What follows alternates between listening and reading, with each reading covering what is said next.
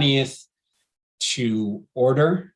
We have a quorum and we'll be proceeding through the agenda in the order of items listed. There's 3 items on our agenda for hearing tonight. Scott, are there any changes to that? I didn't see any requests. Nope. And are there any new communications that weren't posted online? Everything's online. Ryan posted something new. Was it yesterday? Yeah, this morning. Okay. For 136 Sunset Cliff. Okay, I see that. And we have the minutes from the last meeting to look at in deliberative. If there's any changes, let us know. There usually aren't, but let us know. So with that, let's call our first public hearing. It is ZP 22-386, 86-88 North Winooski Avenue. Application for after the fact permit for the removal of the existing carriage barn's garage portion and request to demolish the remaining carriage barn and rebuild with a new duplex structure as a PUD. The applicant is 3G LLC and Michael Alvanos. Are they here? I'm here. Yeah. Okay. So just some context from staff, since this is an after the fact permit application. If you don't mind, Mr. Alvanos, we have to swear you in as well. So let me do that first. And anyone else who's going to give testimony tonight, please raise your right hand. Do you swear to tell the whole truth and nothing but the truth under the pains and penalties of perjury? I do. Great, thank you. So, Mr. Alvanos, I wanted to just get staff to briefly explain the after the fact nature of this before we get into the application. Is that okay? Oh, yes, of course. So this is who wrote the staff report on this one? That was me. Could you just explain to us the after the fact nature and give us some context? Sure. I think it was 2020 when it came to light, the structure. Possible demolition by neglect, which means that the no care is taking care of it and it's basically falling apart. So staff had learned of this and started the enforcement process back in the spring of 2020.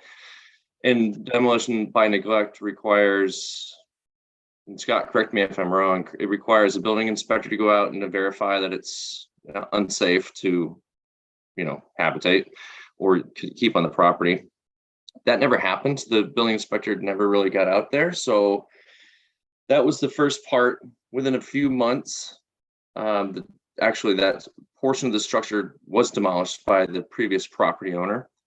And at that point, the code enforcement staff issued a demolition, notice of violation for demolition without a zoning permit. So that started in, I think that was about August of 2020. And that lapsed a year with no action. So the city reissued a second notice of violation last year for the demo without a zoning permit. And now we're here. So they've new owners. They took over the property, and now they're applying to get approval for the unpermitted demolition, and then to proceed with the rest of the carriage barn to demolition that as well. So I have a couple of questions just before we get into it for procedural reasons. I saw the NOVs, and the prior owner didn't appeal those notice of violations or challenge them. You got no response, is that right? That's my understanding. As the code enforcement talked to me the other day, that the city attorney's office didn't, she had a step, or they had a step to do, and I can't really quantify what that step was, but they had to act within a year, and no action had taken place within the year of the first notice of violation. There were 2 pieces, if I can clarify. I just let Attorney Sturdivant talk if she wants to pipe in. There's an initial NOV issued for demolition by neglect under the prior owner. That requires building inspector participation. The short story is he didn't, it timed out. The owner basically finished the job on that portion of the building without permits again. And so a second follow-up notice of violation was issued. And this application before you tonight is an attempt to address and cure that with reconstruction. Okay, so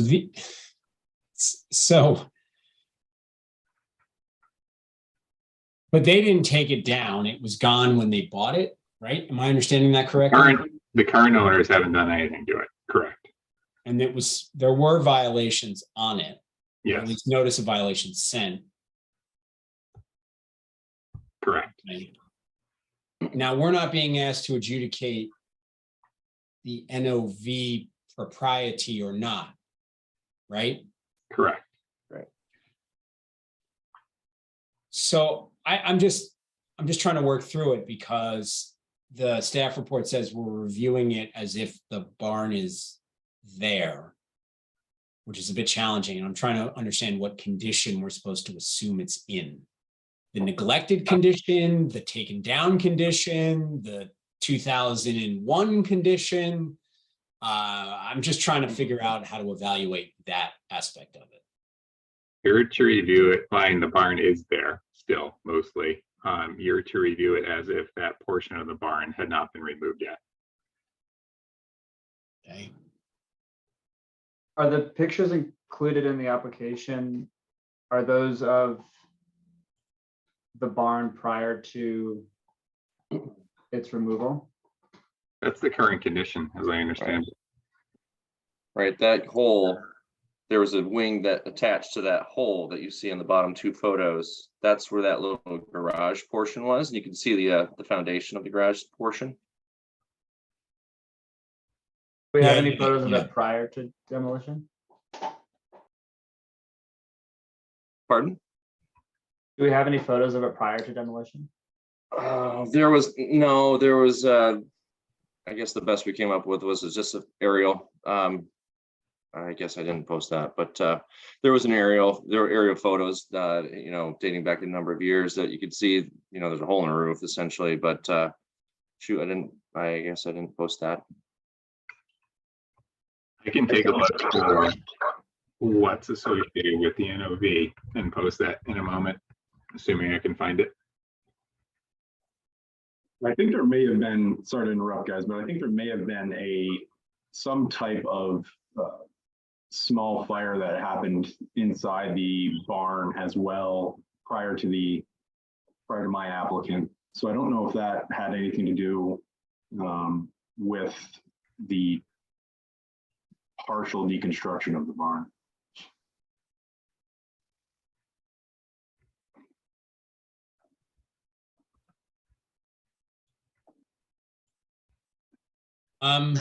Well, Scott, that helps. So I guess I'll turn to the applicant, unless anyone else on the board has questions for Scott on sort of that context. No? All right. So Mr. Alvanos, why don't you walk us through the project, explain to us what you want to do, and take us through what you're intending here. I think it's pretty straightforward. We looked over the, oh, Scott's got a picture here. Well, Scott gets that up. My applicant was interested in, there you go, Scott. You guys want to pause for a second, look over that. So that's the piece right there that we're taking in.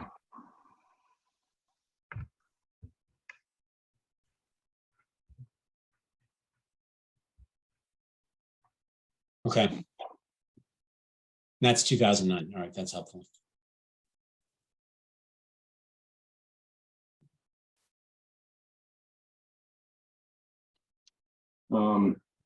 Okay, so the owner of the property purchased this property, fully purchased it, owned it as of, I want to say January of this year. Submitted an application to originally put a 3-story duplex on this property in the back. We went through, I think, an initial round of DAB, and basically the consensus was it was a little bit, the height of the structure was not in keeping with the existing surroundings. So we came back with a 2-story structure.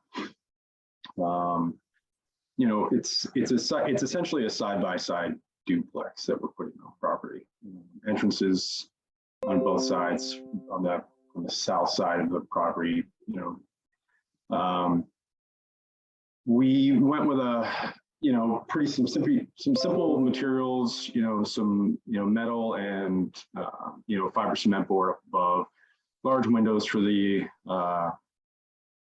units, just to get as much natural light as we can inside of these units. I don't know if you want to go to the plans, Scott, or whoever's running the show here, but you know, it's a pretty straightforward design. There's not, we're within the zoning. We try to get it as much within the zoning as we could. Parking on the property has been reduced a little bit, to be able to make sure we can get people in and out of the building properly. You can see I've sort of shown where the existing structure is and where the demolished area, sort of was, to the best of my knowledge. 7 parking spots. There's a building on the front of the property that has 2 units in it, and I think the owner is actually very interested in trying to get that building up to good shape. It's not in the best shape as we speak, and actually I think what's sort of holding up the whole project at this point is this violation that we're trying to get put to bed. And I think the only way that we can really address it at this point is by trying to propose a new structure in the back. We looked over the existing structure. It's in very, very bad shape. The structurally, it's about ready to fall apart. Just we didn't even really, we entered into it, but those conditions are extremely unsafe.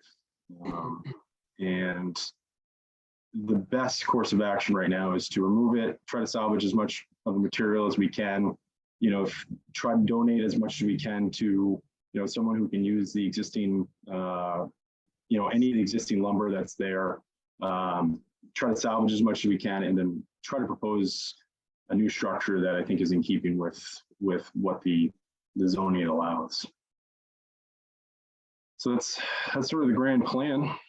And again, I think it's a pretty straightforward side-by-side duplex with, a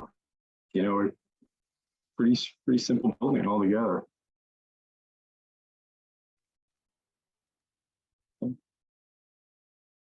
I'm happy to take questions or field as much as I can.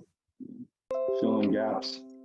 AJ, I have a question for staff a little bit on that. Yeah, go for it. So Ryan, I think there's something in your staff report that says there's a 6-month timeline for them to start construction. Am I right? That's accurate. That goes with the historic And when does that preservation section. 6-month timeline start? I believe it's from when the actual deconstruction happens. So it's not the partial, it's the rest of the deconstruction. Right. Approval tonight, fine. But if they just deconstruct in, April. Okay. And I'll just ask the applicant, is that something that you're on board with? So just so I'm clear, you're asking if we deconstruct the barn next month, from there we have 6 months to rebuild. Is that or 6 months to start construction? Right. Yeah, I don't have, unless you know something I don't, Mr. Rabinowitz, about. No, that's. No, I don't think, I think my applicant's really gung ho. I know my only question kind of with regards to that is we really would like to repair the building in the front as quickly as possible. So I know that would be a different application to come in, but I think my owner or the owner has been interested in trying to just put some new doors and windows in the front building. So I think that was kind of the only phased out thing he was interested in doing is, getting the front building, buttoned up as best he could for winter, and then start this project as soon as possible. Thank you. And so Brad, I think we need to clarify that. And so I'm glad you brought that up because we are considering this as if the building's already there, but the building's not there.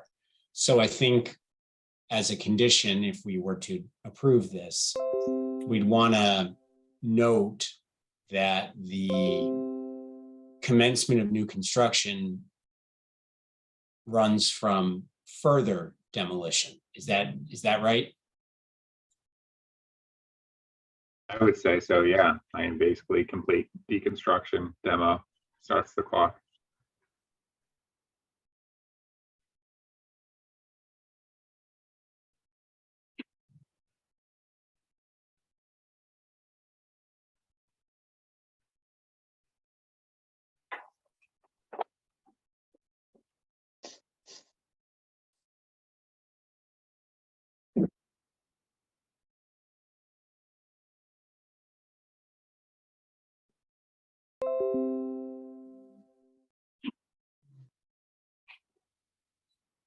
Looks like there were 2 previous zoning permits on this. It notes that they were both the request to demolish historic carriage barn, both of which are expired. Were those ever approved or was just the request that expired? Scott. The prior request timed out. I don't know about 2. Do you, Ryan? Yeah, the one timed out for this same application, but I'm not sure about the other one. Let me look.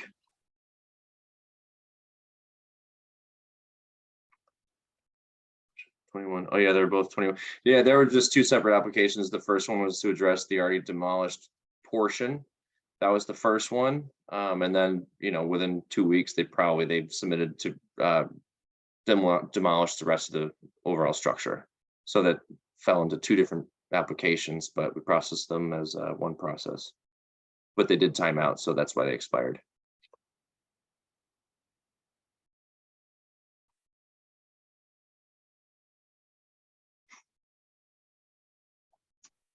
And I'll add that in the conditions, there is condition number 5 talks about construction of the replacement duplex shall commence within 6 months from the time of carriage barn demolition. I don't know if that'll address your concern, AJ. No, okay. I hadn't gone through that yet, so sorry. That's right. But well, carriage barn demolition, I think what I was trying to articulate is that we're being asked to consider it as if there's carriage barn there when it's not there. And so I don't want someone to show up and say, well, wait, it's half of it's gone. It's been 6 months. Right. The permit's valid because we're pretending there's something there, even though there's not, because it was taken down. And there's another part that's going to get taken down, which is really what we want the trigger to be. Right. Okay. Makes sense. Are there any other questions for the applicant? Yeah, fire away. Great, thanks. Michael, I see the elevation comparison to the old barn. I didn't see anything that compares to the structure in the front. Can you just tell me sort of elevation wise how it compares to that? And then there wasn't really any assessment of the building's visibility from the street.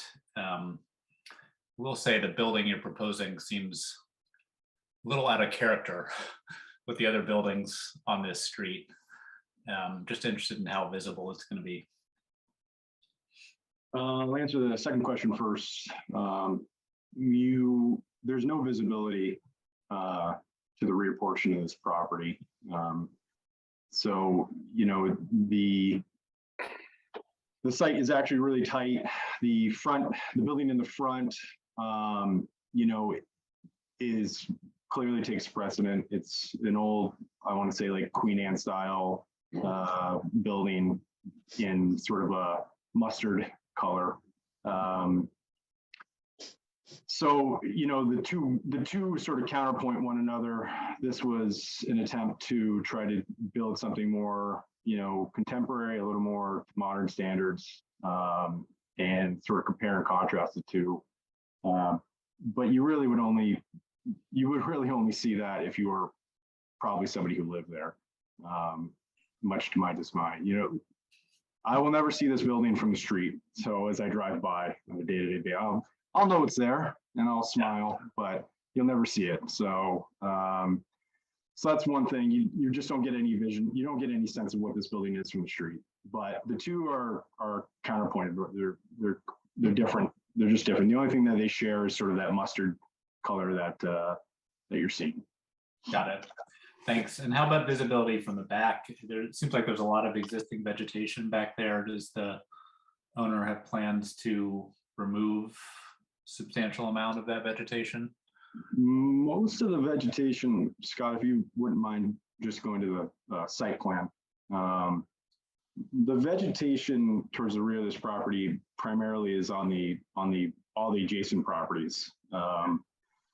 There's sort of an existing tree canopy that comes from 82 North Winooski, the one to the south, you know, that sort of covers a little bit of our property, but not tremendously. And then to the east, a lot of those properties are the backyards to the street on the other end. And I think there's a number of trees that are sort of covering this area too. And then the site directly to the north is a parking lot.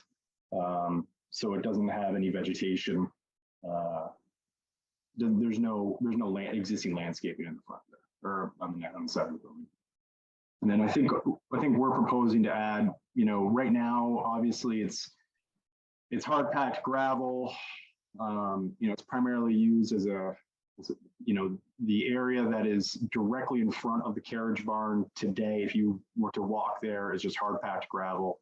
And I think all around it, there's some existing concrete that used to be like a concrete driveway. And our proposal is to reintroduce landscaping, you know, grass and various shrubs. Okay, thanks.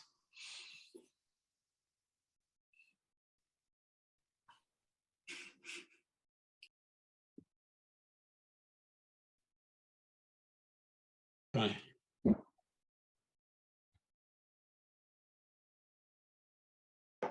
Is the proposed structure, the new structure, just looking at the plan here, it looks like is it within the side yard setback? And if so, is there an increasing, I know the staff report mentioned there was no, if anything, the nonconformity was decreasing with this new structure. But just wondering if the length of that new structure along the northern property, if the length of that nonconformity is increasing, and if that's something we need to consider. Yep, I understand the question, and that's if the length of the existing barn or existing carriage house, we tried to match that, or we matched that length down to the inch. So what you see is a little sort of kick, you know, and then the new sort of this. Can I annotate on here? No, I can't annotate. So the new barn, it is within the side yard setback. We're using that to our advantage. Or the new building is within the same side yard setback as the existing carriage house. But there is a portion of the building that now heads farther south. It's sort of dog legs out.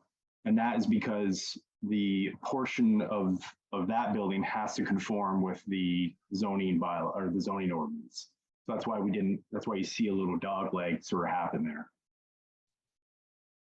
You know, someone's going to draw.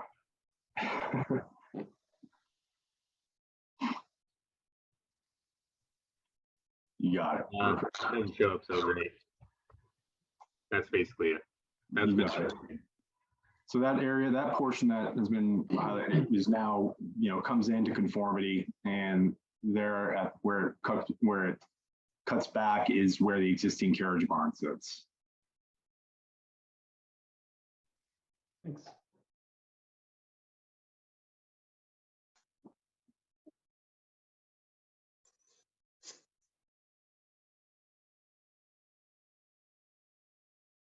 And I think you can see here too, this is a good illustration of, the building in the front really takes, it's very, very difficult to see this building in the back. The way it's positioned, you'd have to literally be walking by and be directly in front of the driveway to see that structure. So I think the only people that would actually see it is people who are walking by. I don't think if you were in a car, and I think North Winooski is only one way, so as you're heading south on North Winooski, you basically get maybe a glimpse of it. But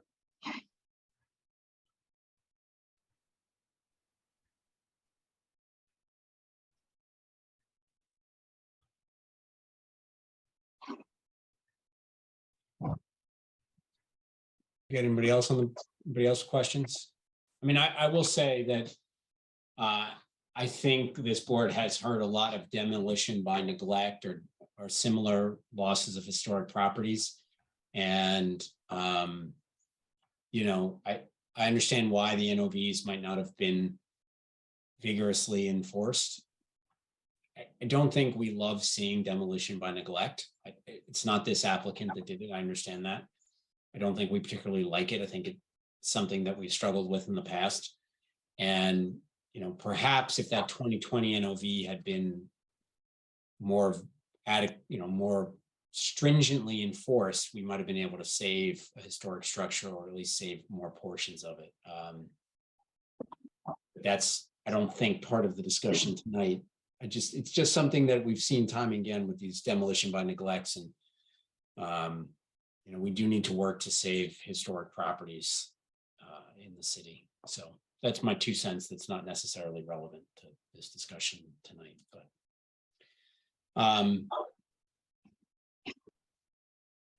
do we have people in the audience who want to speak on this application? Here's Sharon Busher, AJ. Okay, I see Sharon with her hand up. So Sharon, by all means, floor is yours. Yes, can you hear me? Yes. Okay, I wasn't sure if I was muted on your end. Thank you for listening to my comments. AJ stated basically my concern of these older structures, carriage barns or carriage houses or historic little sheds that are neglected. And then the property owner says, I have no choice. I have to demolish it because it would cost too much, it's unsafe. And by the time that presents itself, or by the time the city has a chance to notice it, and I'm not faulting the city for trying to be a watchdog for all of these. I think it takes the community and the neighbors to kind of alert people that there's something, that might be unsafe, a structure that's being neglected. But my concern is that, I attend a lot of these meetings, and I've lost track of the number of times an applicant has come before you to ask for the demolition of a carriage barn. And I know that this owner is a new owner and he inherited a history. So the fact that demolition after the fact is something that is just something you just have to act upon. The structure that currently still stands, I haven't gone to the property, so shame on me, but I've looked at those pictures from all angles and, tried to figure out if indeed there was a way to remedy. And I've come to the conclusion that most likely, sadly, I think it would be cost prohibitive for most people to restore that, or maybe impossible. I don't like letting go of something like this because I feel that at some point, if I live long enough, we're going to be at a juncture where you're going to be dealing with the last carriage barn. And you're going to be faced with the fact that there will no longer be these structures in Burlington to recall. And I'm saying that, maybe that won't come to pass, but I have a fear that it will come close to that before somebody will say, we've got to do something. We've got to take more serious action. This is historic. And speaking of historic, the house in front, as I understand, is historic also.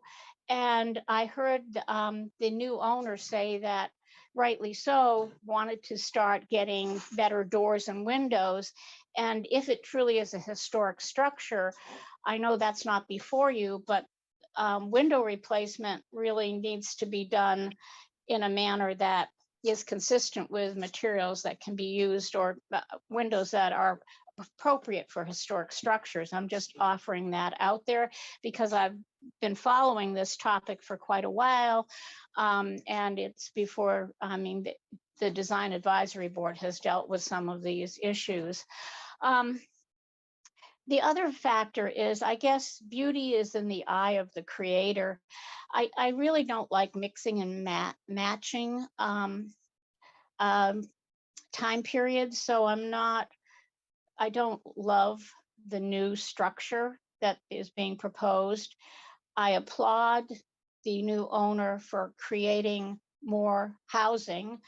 I don't know if it's going to be affordable. I hope it would be, but I don't know that. But I know we need more housing.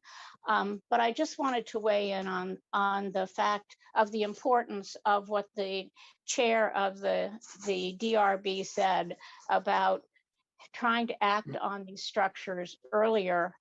This is for the city, so that we're not at this point where you feel like you're backed in a corner and you really have no choice but to approve demolition. So thank you very much for listening.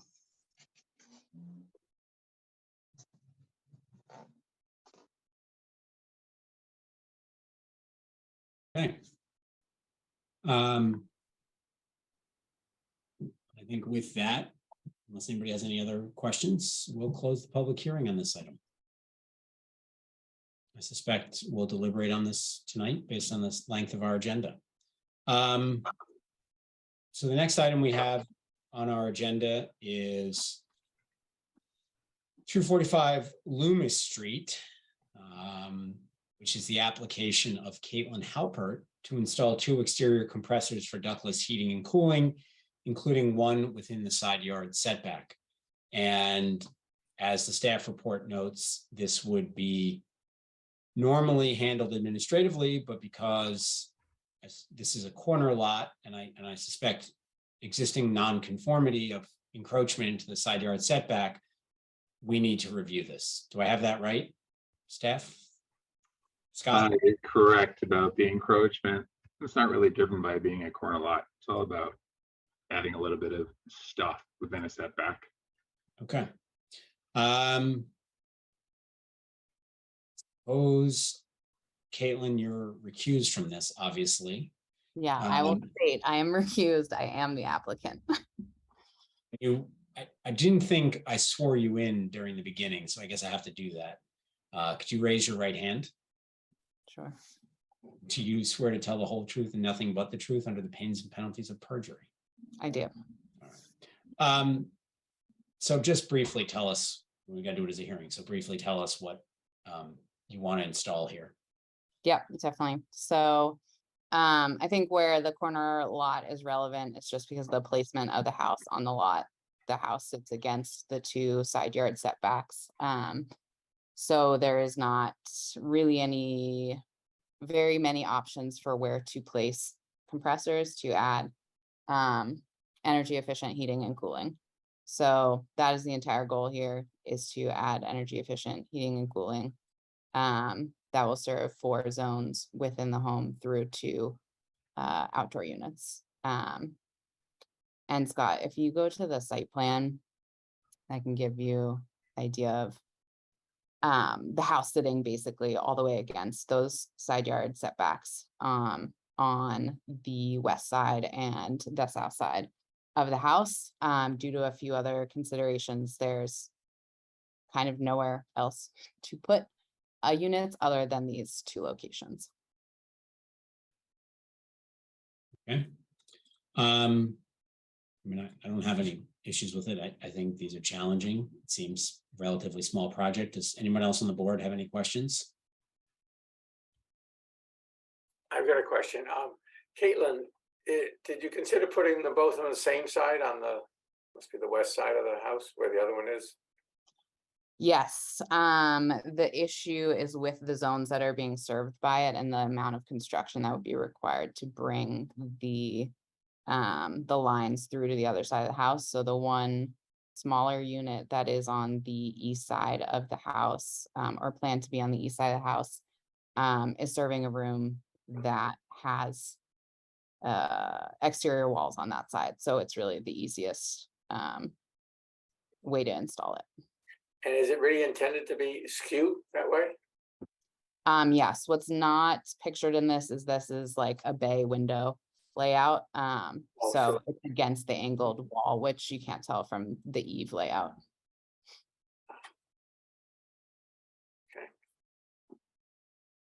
And it looks like you're gonna have to repair some of the landscaping when these go in. Is that true? Looks like it's pretty thick.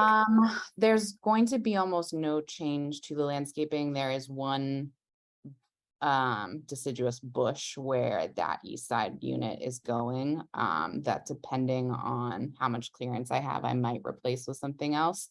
But otherwise, what's pictured on this diagram will all be, that's all currently there and will be staying there.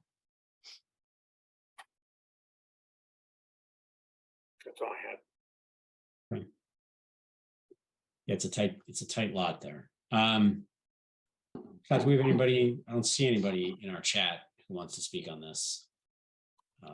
No, we just have a couple applicants for the next item. Okay. Anybody from the board have any other questions for Caitlin? No? All right. With that, I'll close the hearing on this item. Thank you. So, just lost my agenda. Sorry about that. The last item on our agenda for tonight is 136 Sunset Cliff Road, ZP 22-403, a request for tree removal. And the applicants are 136 Sunset Cliff Camp and William DeVos. The applicants are here, I imagine, or someone for them. So we've got Tom LaBeouf and I think it's Brad Steele, the builder and owner. I don't see the arborist, so we have these two folks. So Scott, before we have Tom and Brad, were you here when I swore everybody in? I was not. Someone swore you in. Could you raise your right hand? I don't know if you can see me or not, but No, it's okay. Do you swear to tell the whole truth and nothing but the truth under the pains and penalties of perjury? I do. Okay. So before we go on, I just again want to have Scott run through this because there's some newer members who might not have dealt with this. Scott, what's our purview over tree removal? It's not something we often see, but they've come up a few times. So this has two pieces. One is the zoning code has a general tree cutting standard under Article 5. I forget the numbers off the top of my head, but basically a smaller number of big trees triggers DRB review, and the reverse of smaller trees. So enough trees are being cut here that you see it. This went to the Conservation Board because it's also in the Lakeshore buffer, which establishes an upper limit of 25% clearing. They're obviously well below that, but it's in the Lakeshore buffer. Conservation Board looked at it, did a site visit, and recommended approval, but suggested, I think it was a group of trees in the southwest corner be retained. But the short answer is they're cutting enough trees that the zoning code says DRB review and approval is needed. And it was marked for consent agenda, so we just didn't have one, or what was the suggestion to move it off of? We'll defer to Ryan. Sorry, Ryan. That was Yeah, it was changed to non-consent per the conservation board's request to have a site visit. So some more review they wanted to do. I figured that would trigger the need for more discussion tonight if needed. Okay. But they have heard it and they did make their recommendation, correct? Correct. So I'll turn to the applicant. Do you have any issue with the conservation board's recommendations? I see a new letter. Tell us what your reaction is to that. I'm sorry, I'm just trying to catch up to your letter. Yeah, so this is Tom LaBeouf talking. Bill DeVos sent that letter, I believe this morning or last night. I mean, obviously the recommendation of saving the 3 south cedars, he was just commenting on that. One of them appears to be almost dead at the bottom of it. There's a chunk of the trunk and it's only probably a 2 or 3 inch caliper tree. And there's a section of the trunk that's sort of worn away. And the other one is sort of leaning and bent over at the top. So I think he was just commenting on that. His recommendation is that those 2 are in, poor condition and don't have any real benefit to save those on that section of the property. We can certainly cut them at the base and leave the roots intact so that erosion is prevented. But I think he was just commenting on those 3 trees.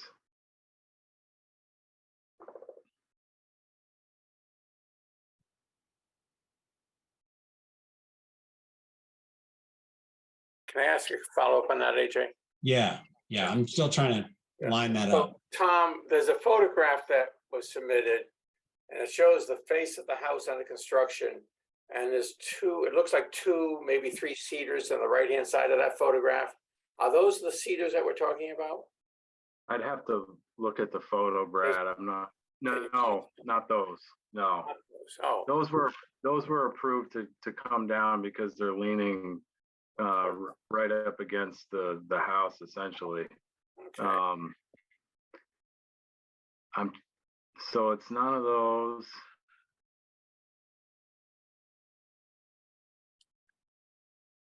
Okay. And the site plan has some blue marks on it, but it doesn't seem like the trees are on the site plan either. Not from the original site plan that was approved through zoning. No, they weren't located. Although I think that Bill, alongside Jack Milbank, sent along a revised version that may have those 3 trees on there. Scott, do you recall that? Not aware of a revised site plan. Are you, Ryan? I'm no, I'm not Okay. aware of it. If you look at the Okay. site plan, those blue marks, I assume that those are the trees being taken down, but we don't know.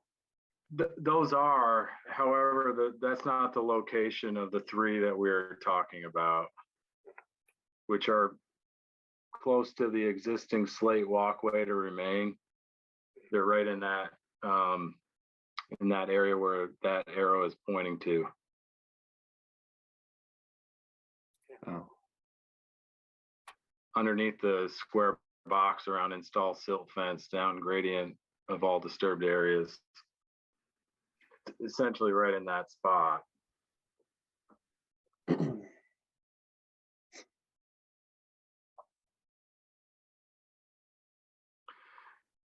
I mean, I think 2 of the 3 are, I guess we were just, hoping to at least get those 2 out of the 3. There's a larger diameter, which I think they'd be, the owner would be happy to do, just to trim that tree to maintain its healthy nature. But there's certainly one that, even my inexperience, there's some dead limbs on it, and the base of it doesn't seem like it's in very good shape. And then The second one, about halfway up, it bends over 90 degrees towards the lake. Obviously, it was doing that to, I guess, to get to some light, you know. So those two are, I think, are the main ask that Bill wrote about last night. This is Brad Steele to the owner. I would add that the Conservation Board had recommended adding a few amalanchers in the back area, which we're happy to do. And we're also planning to plant 4 or 5 juniper eastern cedars in the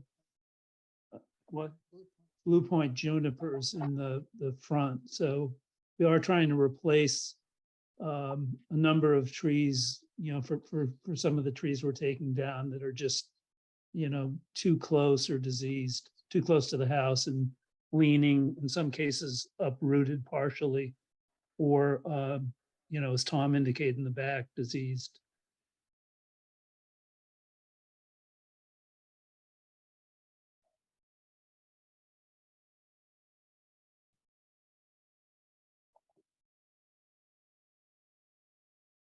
I guess I'll ask AJ, what are the blue marks then on the site plan? Yeah, trying to figure that out. The marks of the trees, I'm hearing that it hasn't been updated though to show all of them, and it should be.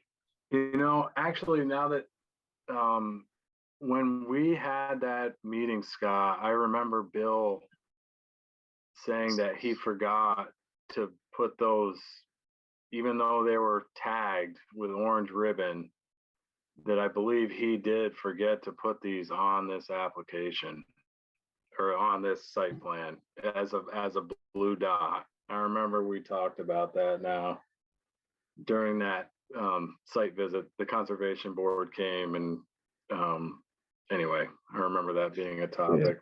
The trees look, the blue dots look accurate, except that they're to the southwest corner of the property or the house. You see that one blue dot, and that's where the 3 cedars are very proximate. That's one of the 3, and there are 2 others there. Okay, The other things look accurate. I see. So is that one got the 1 cedar you're planning to keep? You'd like to keep? It could be. I don't know. You know, it's where the 1 cedar is. You know, along with the other 2 that are not in as good shape. Yeah, so he just forgot about those 2, not all 3. Well, we need a site plan that's accurate.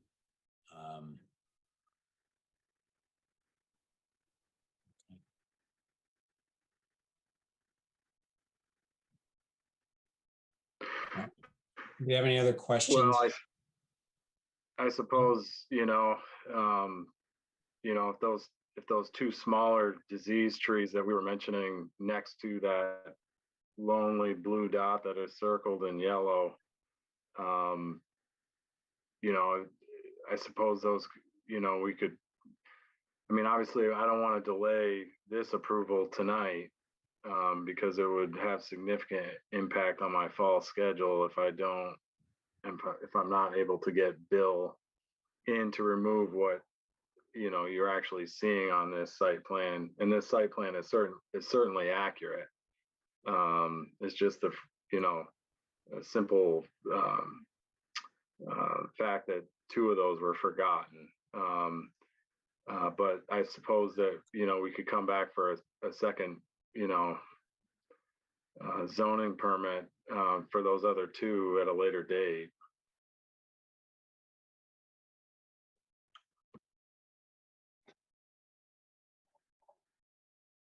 For what it's worth, Conservation Board was out there in person and saw in person all the trees to be removed, including the 3 in the southwest, and made the recommendation based on that. But agreed, we should really have an accurate site plan.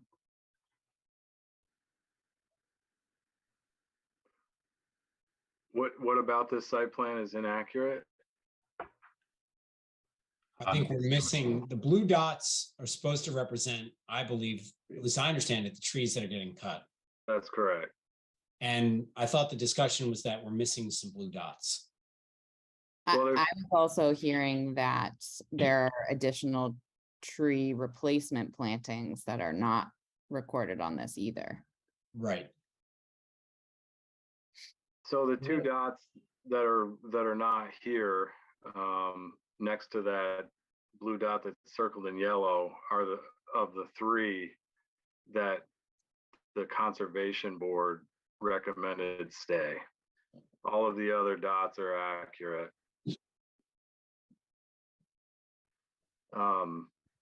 So if the decision is that, we have to, follow the conservation board's request to keep those 3 cedars, then so be it. And then we could try to, apply for another permit later on to cut those. And the amyl anchors were forwarded. I think I forwarded the planting list to Scott, which was an addition to this site plan that shows the existing trees that are on the lot and also the additional trees that are to be planted from the original zoning application request. The owner was mentioning the Conservation Corps had recommended some additional replacements. Are those reflected on this site plan currently or not? Those are, I think, in reflection to the Norway maples that are further along on the southern side of the property. If the Norway maples come down, that they are replaced with serviceberry trees. Yeah, But I mean, no, the they're not. avalanches were part of the conservation board recommendation, so this plan preceded that.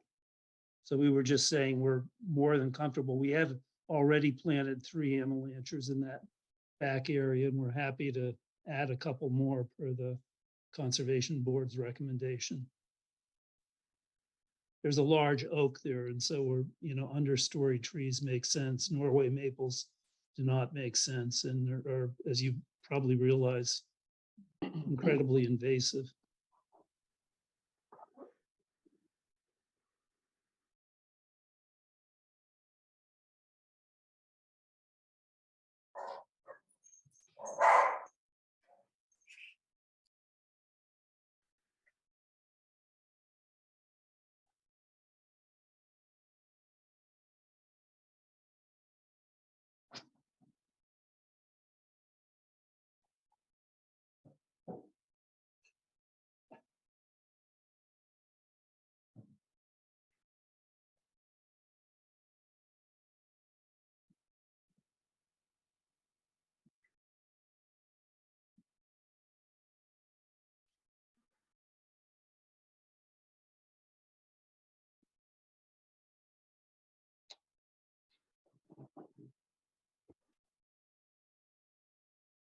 Well, I think I've got my questions answered. I appreciate it.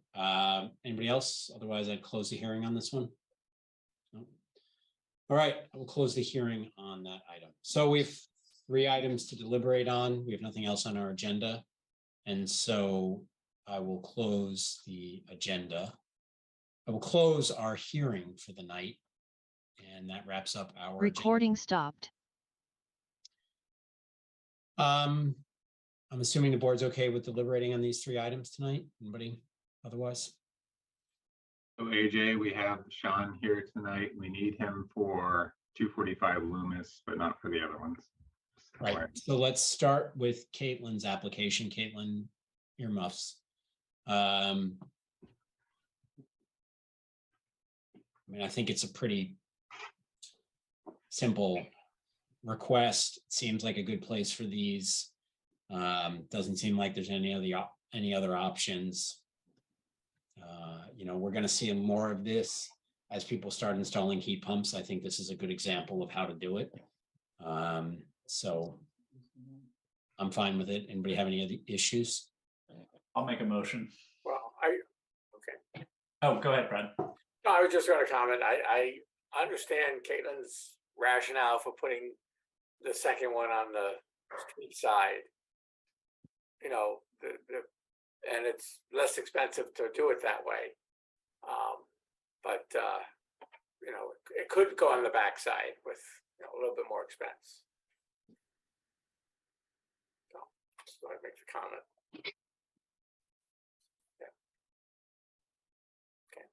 I mean, if it wasn't screened, I think it's going to be screened. I think that would be something to consider, but I do think it's going to be pretty screened. So it is important to note, though, that we're not just doing this without it. You can't just stick it in the middle of your yard in the setback. It's seemingly going to be screened and not have an impact on show off the mechanical. Try not increasing the encroachment into the setback anymore. True.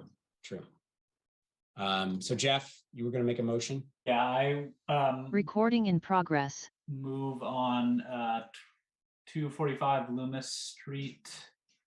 I don't have the application number in front of me. It is, I don't have it. 224488. Thank you, AJ. That we approve the application and adopt staff's findings and recommendations. Second, Chase. Further discussion? All those in favor? Aye. So that's it. That's everybody. Sean, thank you. Recording stopped. Our next is the 8688 North Winooski Avenue project. The after the fact removal of the carriage barn.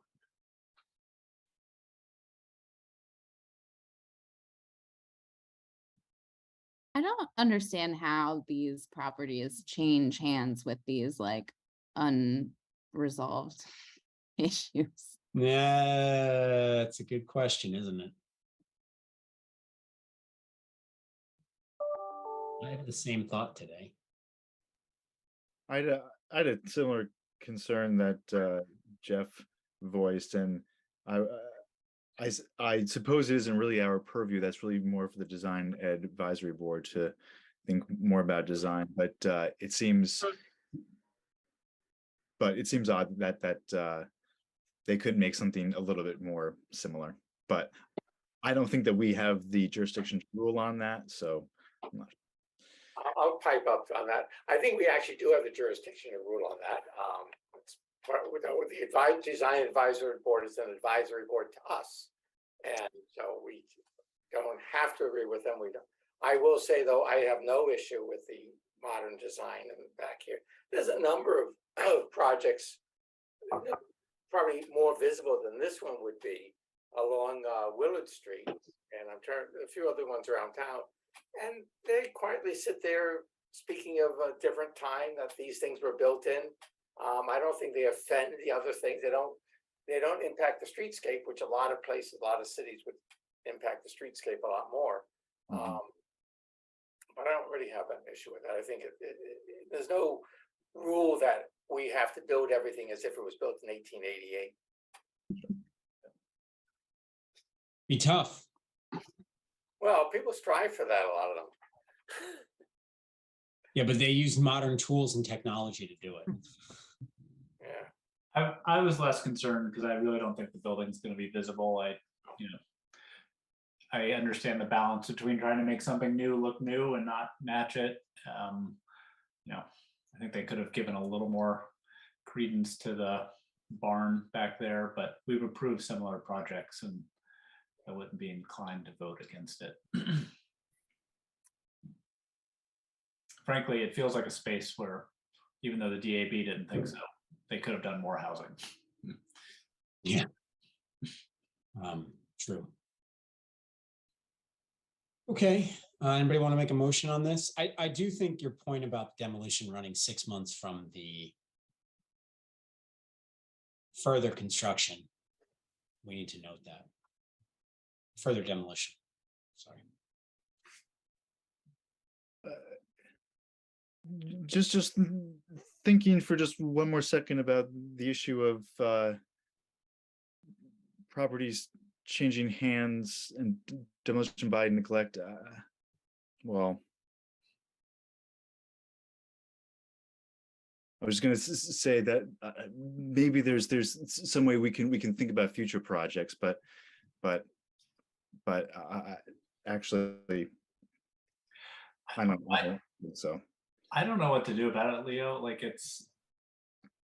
they only come to you when they're so neglected that they're the only obvious choice is to demolish them. And I haven't seen a situation, and I'm not entirely sure how the city would just say to a landowner, you have to repair that. Maybe they have to put a stake in the ground earlier to say, we're giving you notice that, no, we're not going to allow this, approve it as a demolition because it's being neglected. But It's really challenging. Yeah.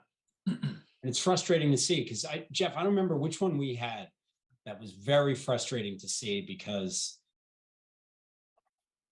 I think we both came away thinking, boy, this could have been saved. Yeah. I don't remember. It was a carriage barn, but I think it was the one over on Pine Street. Yeah. Yeah, You that know, seems right. Yeah, north of the mall. Yeah. Yeah. I mean, look, the reality though is I am a big proponent of historic preservation. At the same time, these are largely empty buildings at the backs of lots at a time when we need lots of housing in this area. So as I've always approached these historic preservation issues, I think if they can meet the standard of showing the public benefit of removing that kind of structure, you know, we have the authority to approve it. It's really hard to deal with it when it gets to this point of neglect. Yep.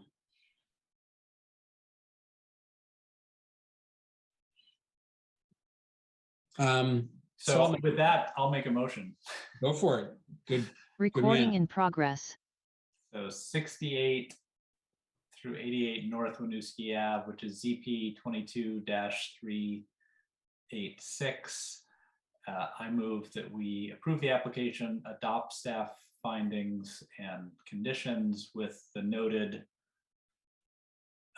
clarification that the 6-month period will run from the point of further demolition of the remaining barn.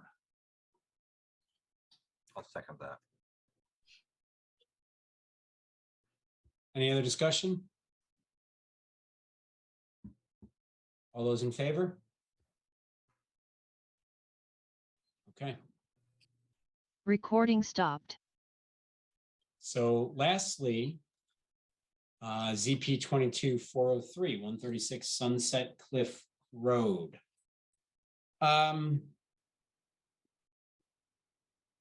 Maybe I'm the only one, but I'm still unsure as to exactly what's getting cut and whether or not they agree with the conditions of the Conservation Board or not. I don't think they do. I mean, I think It didn't. Yeah, go ahead, Caitlin. It didn't instill a lot of confidence in me and their ability to answer our questions. But yeah, I got the sense they want to cut down all of the trees. They don't want to take the recommendation, even when they said, "Oh, if it allows us to approve something this time and you disapprove those 3, we'll apply to cut them down later." Was kind of how I read their answer. I do not feel confident with what we have in front of us for how we have any accountability on what they're cutting down and not. The fact that there's already dramatic changes to the planting schedule and aspect of the site plan without having that documented. I would like a real new site plan.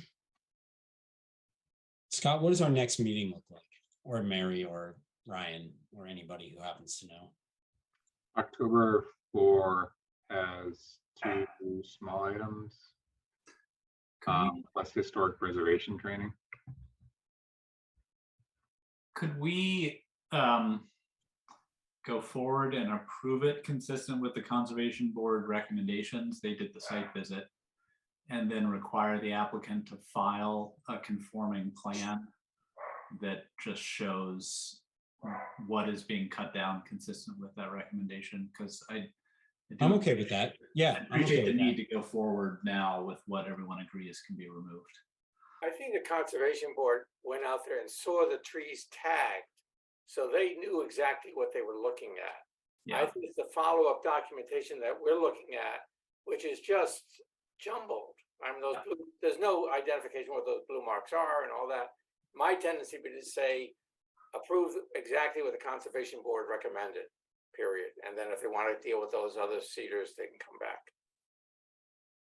I'm okay with that. Yeah, I don't have a problem with that. That's a good idea. Is that a motion, Brad?